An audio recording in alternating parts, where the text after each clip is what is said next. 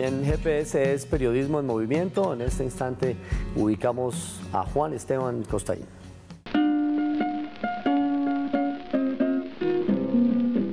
Hola Julieta, Yamit, este año se van a cumplir 80 años, a finales del 2016, de cuando un muy particular músico de blues, Robert Johnson, grabó algunas de sus primeras y pocas canciones.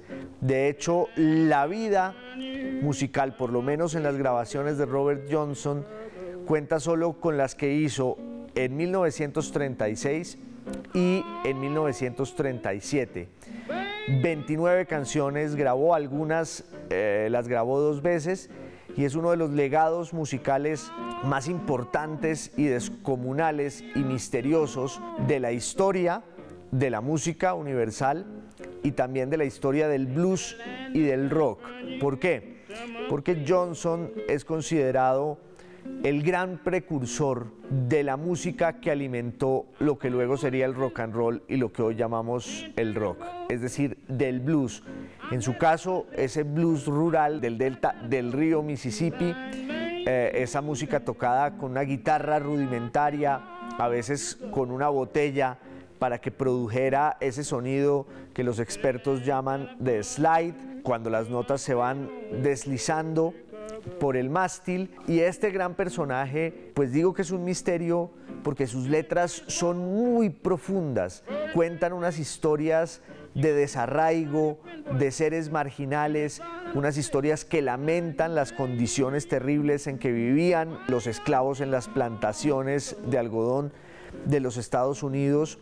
Y además de la profundidad de las letras, está también una voz desgarrada y un estilo para tocar la guitarra que dio origen a la leyenda de que Robert Johnson había hecho un pacto con el diablo, porque aunque cantaba muy bien, siempre fue un mal guitarrista, hasta que una noche volvió a tocar en un bar y era casi un virtuoso, o por lo menos Eric Clapton lo considera así, lo considera uno de sus maestros, y debemos decir que sin Robert Johnson hubiera hecho o no un pacto con el diablo, no existiría la música pop, la música moderna, el rock and roll tal como los conocemos hoy.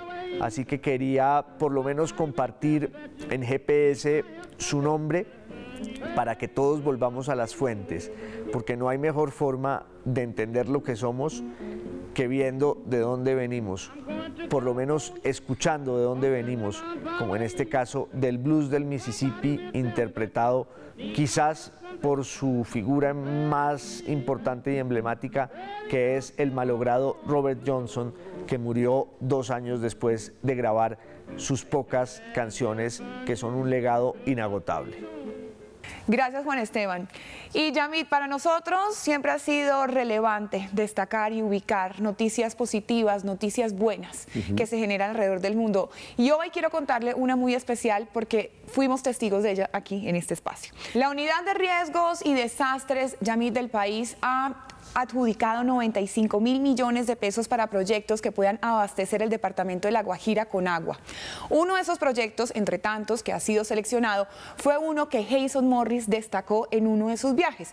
Es un aerodesalinizador y son estos, ¿se acuerda? Como esta especie de molinos que hacen ese trabajo con el agua. Es un proyecto personal en cabeza de un científico y que Jason Morris tuvo la fortuna de poderlo visitar cuando apenas empezaba y estaba en búsqueda de estos recursos que finalmente sí le fueron destinados. Así que de esta manera y con otros proyectos, pues la gente de La Guajira tendrá más acceso al agua potable y a los tanques que le lleven este servicio hasta sus casas. Qué bueno, y vale la pena citarlo porque queremos invitarlos a todos ustedes a que participen en este GPS positivo.